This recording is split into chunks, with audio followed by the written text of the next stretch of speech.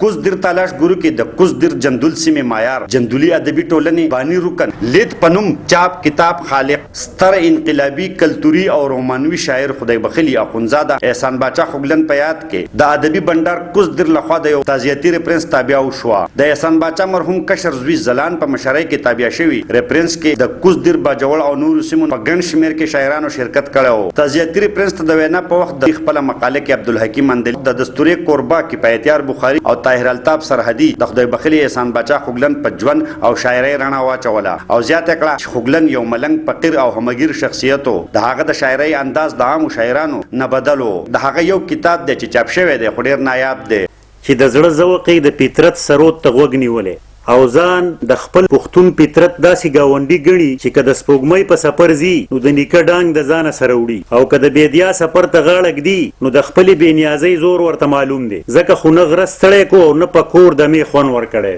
داسې زیرک پنکار به ارومرو خپل سپلم او پورې غاړی شکون پیژني. ما ته وایي چې سړی خوره سړه خور شه خو چې سړي خور نشي. خپلې ډبې او ډاګر کې ساته دلته د ډیرو زورورو هدیرې جوړې شوي دي او بیا خوشبین دی وایي چې د وخت موسی په لاره دی ارزر براورسی. علامه اقبال وایي کافر ہے تو شمشیر پہ کرتا ہے بھروسہ مومن ہے تو بے تیغ بھی لڑتا ہے سپاہی. خوګلن صاحب وایي جنگ د تودې ویني د ډک زیګر په زور ګټل شي د کمپیوټر لینزه په وسم رساوارو نه کو.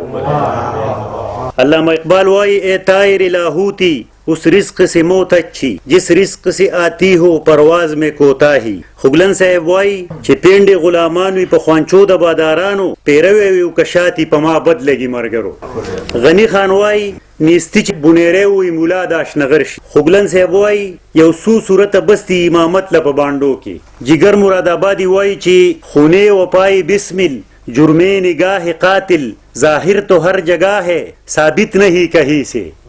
خوګلن صاحب وایي د حق ټکی خو یو دی نه زړیږي نه بدلیږي. اوږده اوږده بحثونه د قانون تشه هیله ده. قانون لکه د موم دی د مرضۍ دخل پکې دی پلنیږي نه ریکیږي چې راتاو شي منجیله ده.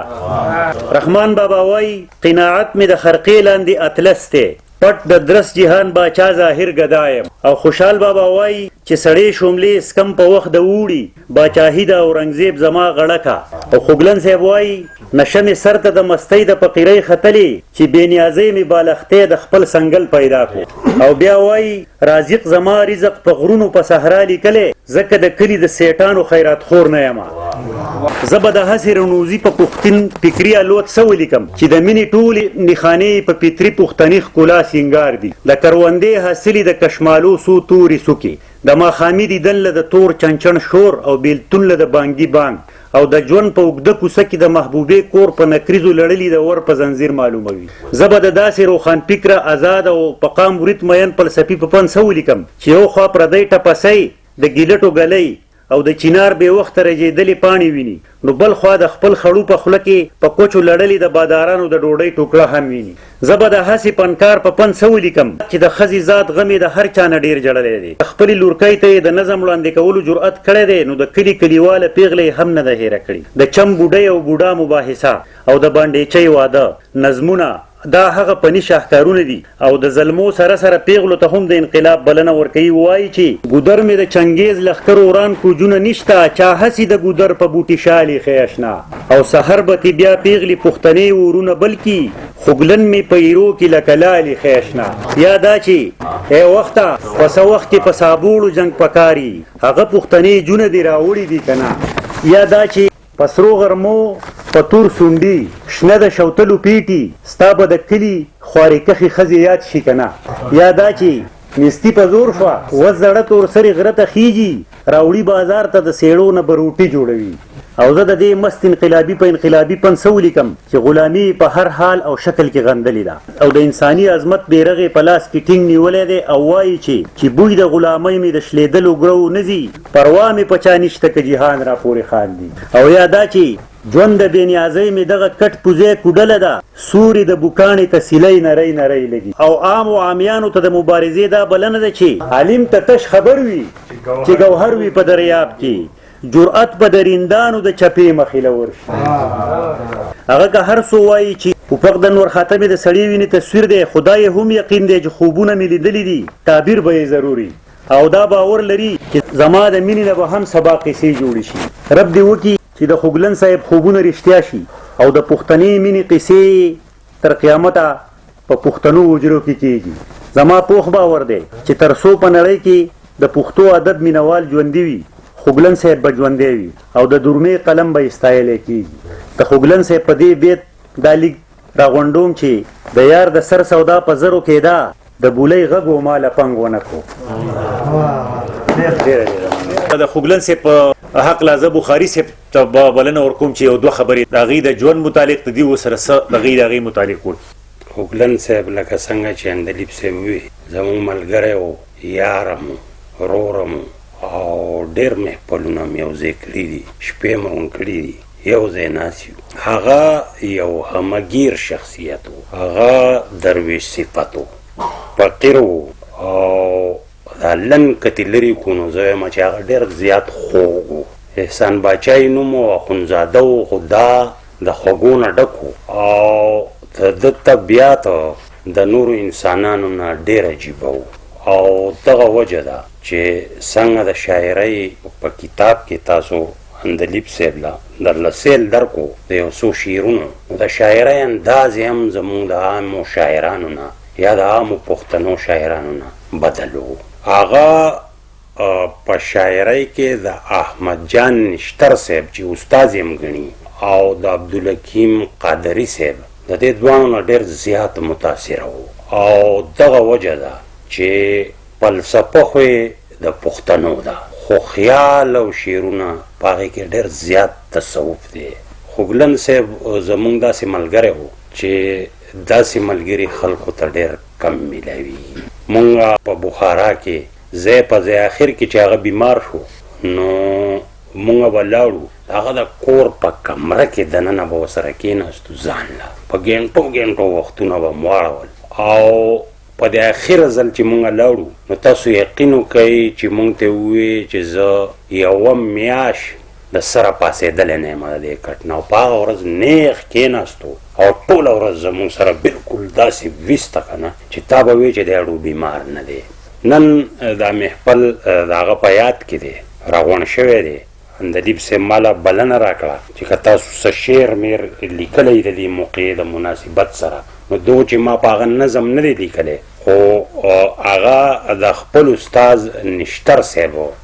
په هکله چې کله هغه وپات کېږي نو یو دوه قطې لیکي چې نن هغه قطې ما ته داسې ښکاري چې په هغو فټ راځي او چې زه لاول د هغه دوه قطې ووایم ستاسو په اجازت سره او بیا یو دوه څلور شعرونه ناشنا غوندې یو ګل و په سادین را ډوکېدلی هر څوکه د سوکړې په دوړو خړ و خندېدو بلبلې خواته نه و نه ببوزي د لولکو جاکړ پې د وخت راغی په سادین ورېږېدو. او دا بله قطه ده اوس مې د فکر د اسمان ستورو ته لارې ګورم زمونږ د لارې رڼو ځای راته په لاره مړ شو او چغې د حق یې په فضا کې هنګامې پاتې کړې د وخت منصورو بې رسۍ مړ شو بېداره مړ شو. او ما یو څو شعرونه لیکلي دي موقع د مناسبت سره هیله پکې کېدی نه شي ځای نه نیسي شکوا یو صبر وظیفه ده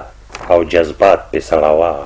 د خوږ زړګي علاج له یوه بله شته نسخه تعویز ورله کوه او په دمې دموه ایجاد وله دارو نه شو پیدا نه شوه میوه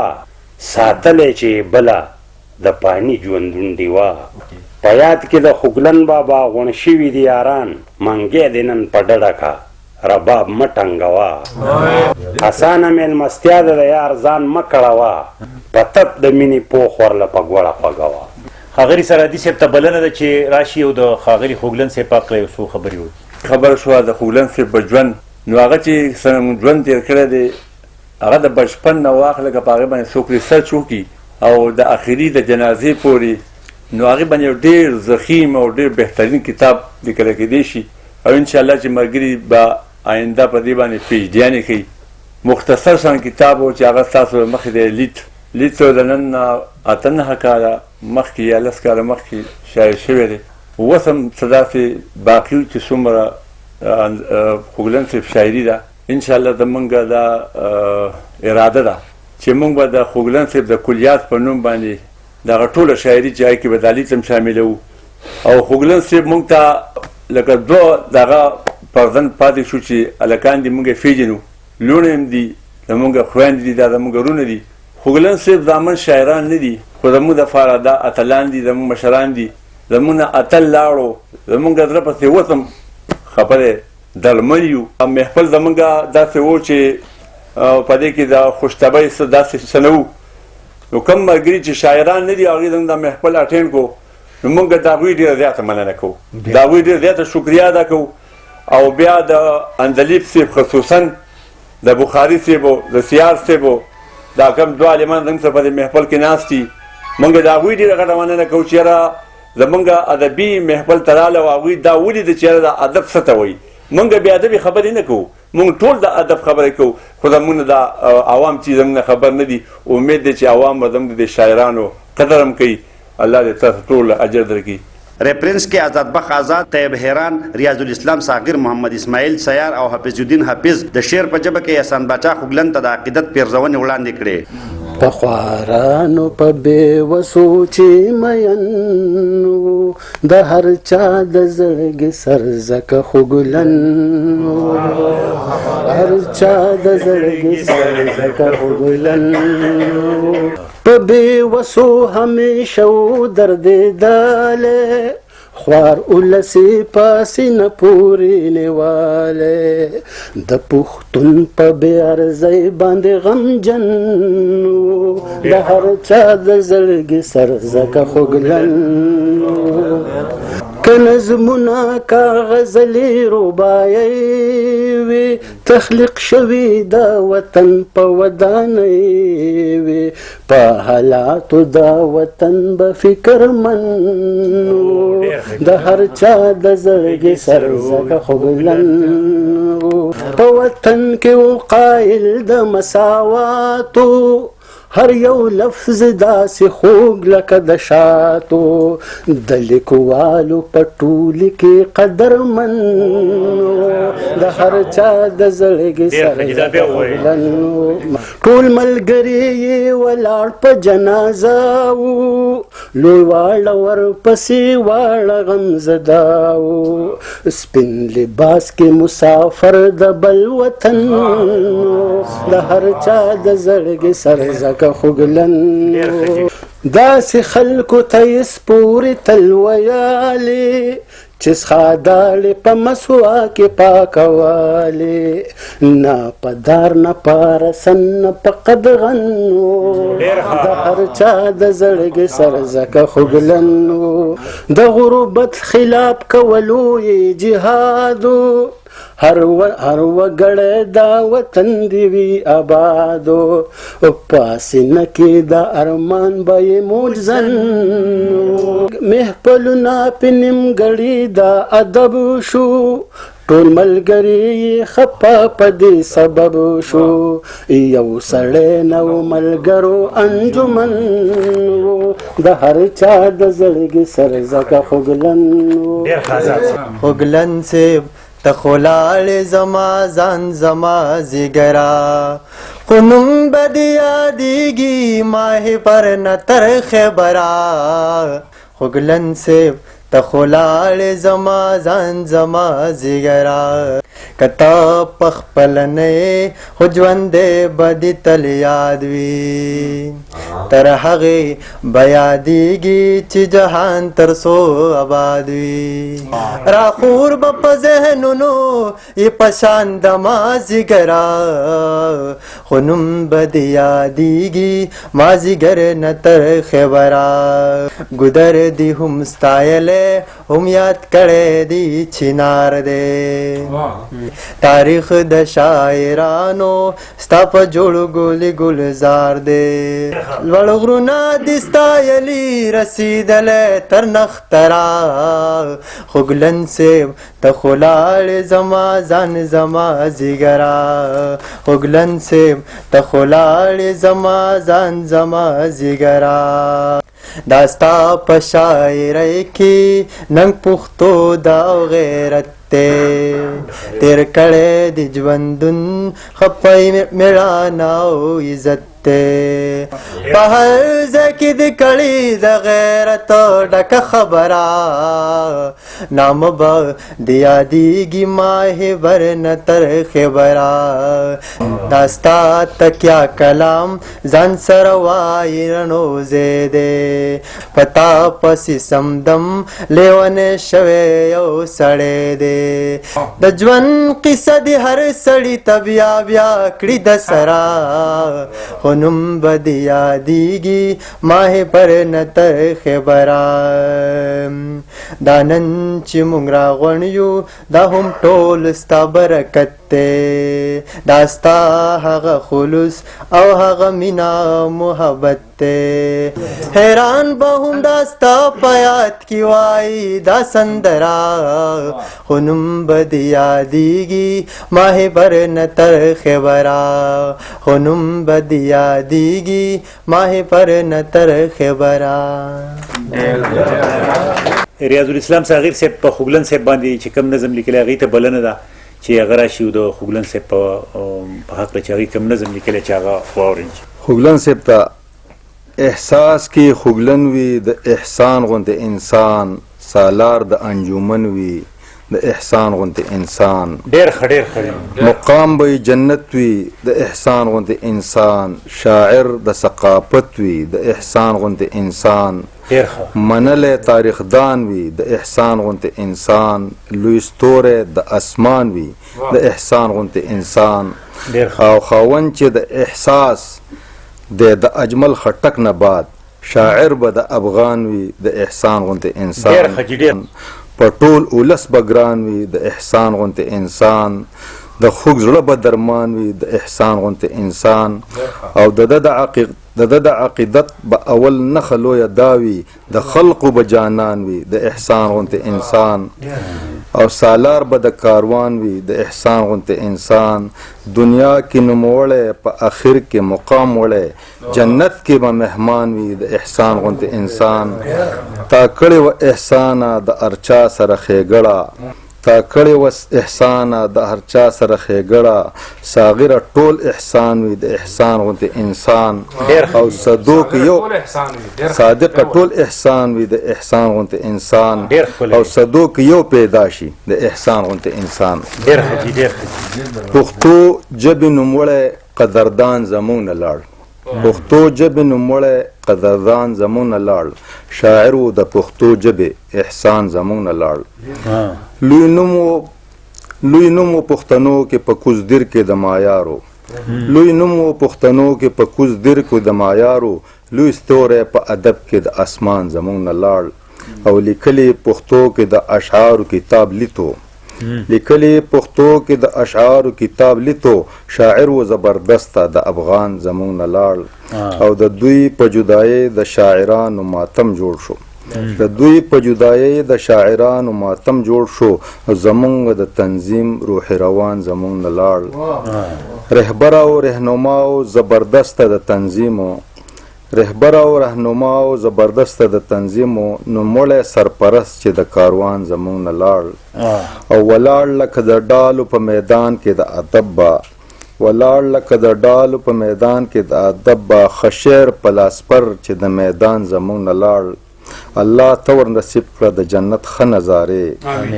الله ته ور نصیب کړه د جنت ښه نظارې جنت کې یې کوربه کړه خو مهمان زموږ نه لاړ او د دیر په شاعرانو کې په هر تنو د دیر په شاعرانو په هر تن و د دوی پور د دیر په شاعرانو په هر تن و د دوی پور په هر چا احسان خو احسان زموږ نه لاړ او دوستمن د شاعرانو د محفل و د ادبو دوستمن د شاعرانو د محفل و د ادبو د هر شاعر درمان خو درمان زموږ نه لاړ هر تن غوښتل چې دوی سره مې وشوه ملاقات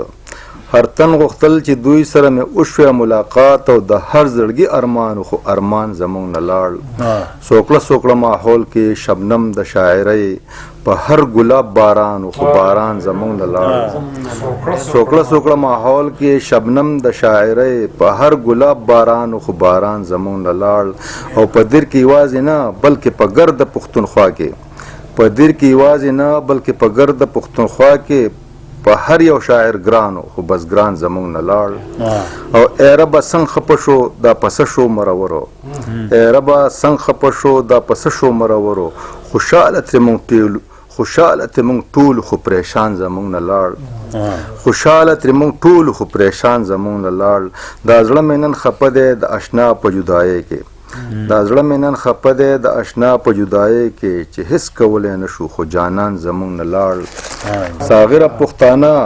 او هم پښتو پې جاړې وایي یو بل د پښتو ژبې غفار خان زمونږ نه لاړ په مینه د پښتو کې تر جنون د حضرت تیزو او په غم کې د پښتو سری ګریوان زمونږ نه لاړ ساغره بس په دې به تسلي زړګي له ورکړم خالق ستا دیدار له مسلمان زمونږ نه لاړ د دې نه پس ته باجوړ نه راغلی زمونږ میلمه او د خوګلن صاحب او زمونږ د ټولو ملګری ښاغلي سیار صاحب ته اسماعیل سیار صاحب ته بلنه ده چې په خوګلن صاحب خپل لیکلی نظم وړاندې کړي ښاغلي اسماعیل سیار صاحب خوګلن صاحب باندې نظم دی خو د هغه نه مخکې په خوګلن صاحب د خوګلن صاحب یو شعر د زړه په ذوق په دې بې سرو سامانه ژوند کې په پټ دونه مې د یار تصویر په سکور جوړ کو په دغه زمن کې مې د خوګلن بابا په یاد کې نظم دی چې د سبا ستوری به نور بیا د غره په سر نه وي د جندولي ادبي څانګې به رهبر نه وي نه به بیا څوک په پټ د ونې تصویرونه جوړ کړي نه به خوګلن په شان ځان له جوماتونه جوړ کړي نه به د ډانګ او د څادر په شان نظمونه جوړ کړي نه د غانټول نه د ریدي به امیلونه جوړ کړي نه به مټیزې د مغرب ته څوک چلونه جوړ کړي نه به بیا چرته د لفظونو جادوګر نه وي د جندولي ادبي څانګې به رهبر نه وي بخاري صاحب نه به بیا هغسې باغي سړی پیدا شي نه به تورتم له د رڼا ورورکۍ پیدا شي نه به ادب له د پښتو داسې زلمی پیدا شي نه به جندول کې د خوګلن بابا پټکی پیدا شي نه به غوټۍ ګل شي او نه به پسرلی پیدا شي د بغاوت د باز به هغسې نظر نه وي د جندولي ادبي څانګې به رهبر نه وي او بل بهر د زه د دې دور د لیکوال مایوسي نه کومه زه د هیچا د ښکلي خیال مایوسي نه کومه زه د فنکارو د کمال مایوسي نه کومه زه د شاعر د خد و خال مایوسي نه کومه زه په الفاظو د جمال مایوسي نه کومه خو د شعرونو په جوړښت کې به منتر نه وي د جندولي ادبي څانګې به رهبر نه وي او اندلیب سے بانډار به کېږي خو زمونږ به پکې یار نه وي لکه چینه باندې چې سوری د چینار نه وي د باجوړ او د جندول به څوک سالار نه وي داسې به یو لکه چې سر باندې دستار نه وي خلک به ډېر وي خو پوره به په معیار نه وي لکه سپۍ کې چې د سره نه ګوار نه وي د جندولي ادبي څانګې به رهبر نه وي اخري بنا رس کومه جي چې کیمور په خپل ځای خو احسان خو هم احسان دی کنه چې په دې ګرده پښتونخوا هر چاته ګران دی کنه په ادبي دنیا را خور لکه اسمان دی کنه د لید تصنیف ته یې حیران واړه جهان دی کنه ما ته د دې دور خوشحال ما ته رحمان دی کنه سیاره اوس به د یو طرف وزر نه وي د جندولي ادبي څانګې به زه حفیظ الدین حفیظ صاحب ته بلنه ورکومه چې هغې کم شعرونه لیکلي دي چې هغه ملګرو ته وړاندې کړي حفیظ الدین حفیظ صاحب دلته خو جومات ته شیطان مانځنه نه راځي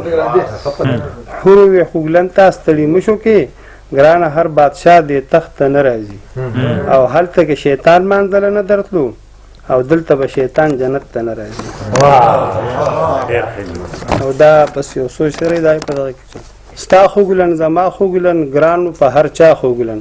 د فکر په ګلونو کې رنګ د ښکلا خوګلن او هغه د ادب ستوری هغه د رڼا خوګلن او غزل و هم سندره وه غزل و هم سندره و مینه هم وفا خوګلن او زمونږ د ادبي کاروان مشر و بابا خوګلن دومره په پښتو مین را به نشي بیا خوګلن او نصیب یې جنتونه شه لاړو د دنیا خوګلن زلان صاحب د احسان باچا خوګلن صاحب زوی دی او تلاش ته راغلی دی زمونږ بنډار له او دا د خوګلن صاحب په یاد کې بنډار دی موږ هغه له بلنه ورکوو که څو خبرې کوي که د هغوی یو شعر وایي زموږ د مخې خپله خوښه یې ده خو چې موږ ته مخامخ شي. سحر وي بیا ماښام شي بیا شپه تېره شي سحر شي په ژوند کې چې مانه نه وي د شپو ورځو چکر شي په ژوند کې چې مانه وي د سحر نه تر ماښامه لمحه لمحه قدم دې په لټون کې د دلبر شي بیدار زړه په سینه کې د ماښام نه تر سهاره هر ټوپ ته تب و تاب بې په ښېګړه د بشر شي عظمت لري انسان دی خو تړلی پروني کې بیا وروسته درینده شي چې په کجه لاره سر شي د ستورو حساب وکي د سپوږمۍ نه تپوس وکي د وخت سره په جنګ شي نو بیا هله قلندر شي د ځمکې خلیفه چې خلافت کولی نشي چې مشر د چمګي د خیرات نشي مرور شي علیم ته تش خبر وي چې ګوهر وي په دریاب کې جرأت په درندانو د چپو مخې لور شي جاکل دا سویلو د مظلومانو نه جوړیږي ماڼۍ به په لړډان شي حویلی به پرې پاستر شي